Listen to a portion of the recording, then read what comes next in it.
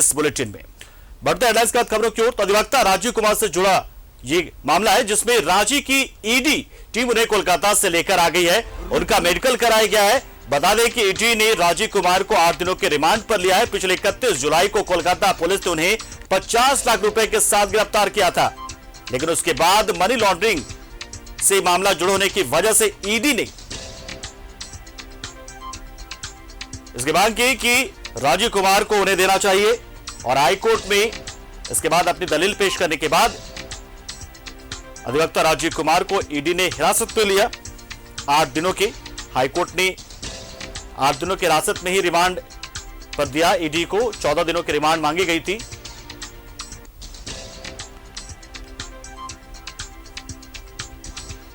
और फिलहाल जानकारी ये कि राजीव कुमार से पूछताछ हो रही है।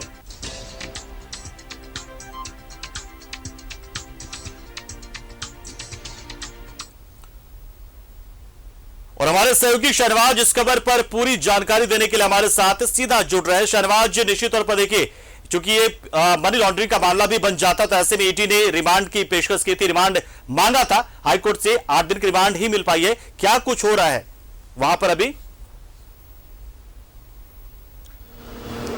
देखिए, ईडी कार्यालय में उनको वापस ले जाया गया है मेडिकल जांच सदर अस्पताल से करवा के विधिवत, और उसके बाद अब वो 8 दिन की रिमांड जो ली है ईडी ने, उसके लिए पहला दिन है आज।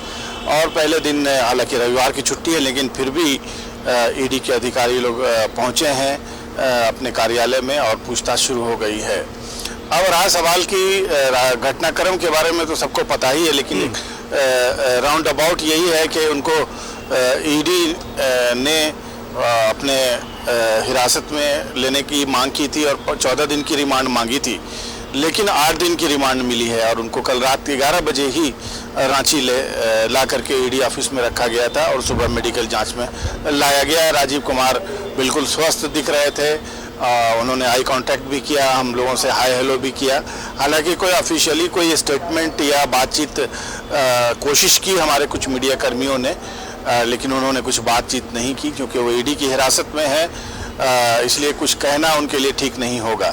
बहरहाल अब जैसे कि चर्चा है कि राजीव कुमार सरकारी गवाह भी बन सकते हैं। अगर ऐसा होता है तो फिर सरकारी गवाह बनते ही सबसे पहले तो ये कि जिसने पैसे देके उनको पकड़वाया है उनकी भी गिरफ्तारी की कोशिश की जाए, की भी रिक्वायरमेंट क्रिएट हो जाएगी। इसके अलावा बहुत सारे ऐसे लोग हैं वो माफ गवाह अगर बनते हैं, हालांकि ये ऑफिशियल नहीं है ये सारी बातें, अगर वो बनते हैं तो फिर जो बहुत सारे तथ्य उनके पास हैं, राज्य में कौन कौन से लोगों के पास भ्रष्टाचार के पैसे हैं, मनी लॉन्ड्रिंग में और कौन कौन लोग लगे हुए हैं। ऑफिशियली उन्होंने कई PIL भी दर्ज किए हुए हैं भ्रष्टाचार को लेकर के, और कई पर कोर्ट का तामीला भी हुआ है, भ्रष्टाचार में लोगों को सजाएं भी हुई हैं।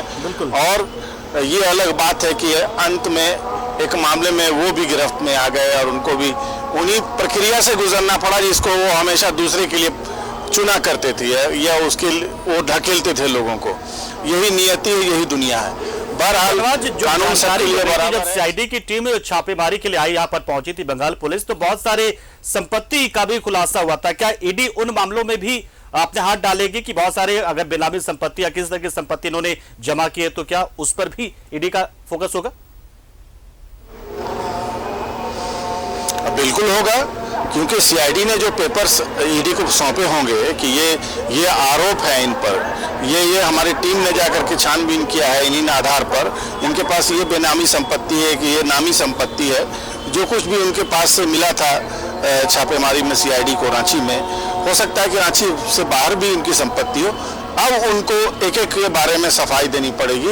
ये बिल्कुल भी गलतफहमी में नहीं रहना पड़ेगा, किसी को भी रहना पड़े कि ईडी किसी से साथ कोई नरमी बरतेगी, क्योंकि इंडिपेंडेंट एजेंसी है, लाख कोई भी पॉलिटिकल एंगल इससे जोड़ते हैं, लेकिन अगर किसी के पास कुछ संपत्ति अवैध है या उसने अपनी आय से ज़्यादा संपत्ति अर्जित की है और वो पकड़ा जाता है, उसके घर पे CID की रेड होती है, तो एक संस्था दूसरे संस्था के किए हुए रिसर्च को झुटला नहीं सकती है। बिल्कुल, कोई भी अफसर ऐसा करके अपने करियर को दांव पे नहीं लगा सकता है। लिहाजा ये कहा जा सकता है कि राजीव कुमार की जितनी भी संपत्ति है, जिसके बारे में सीआईडी ने भी कहा और बाकी सोर्सेज भी कह रहे हैं, अब एक एक करके राजीव कुमार से उनके बारे में बातचीत की जाएगी और उनसे उनका। बिल्कुल, बहुत शुक्रिया शहबाज अहमद से जुड़े आप, जानकारी आपने दी। तो देखिए, पीआईएल के मास्टर माने जाते थे, पीआईएल मैन कहा जाता था, लेकिन आप आज खुद वैसे एक मामले में लेकर उस इंटरोगेशन के दौर से गुजर रहे हैं और ईडी इंटरोगेट करेगी। हालांकि खबर बहुत सारी अपुष्ट आ भी रही है।